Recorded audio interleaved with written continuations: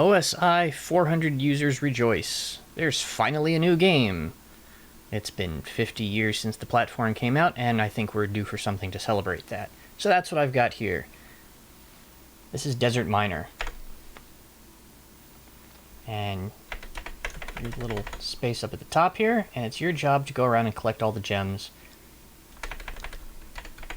So you can move through dirt. You can't move through boulders here, but instead I can use dynamite on the boulders to clear them. There we go. And I only have so much energy before I have to return to the surface. Go back up to the surface and I get my energy back. There's pieces of gravel, and those take a bit of time to go through, and they take more energy. And, oh, here's a gem. Here's a big one, in fact. There goes my score. And I can pick up spare pieces of dynamite and spare ropes from around the map.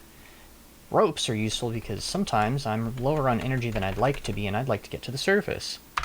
I can get instantly teleported up there. But I can only carry so many ropes and so many sticks of dynamite, so I gotta be careful about how I use those.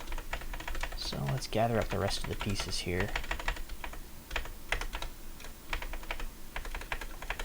Only a few more left. Ah, there's the last few. Ooh.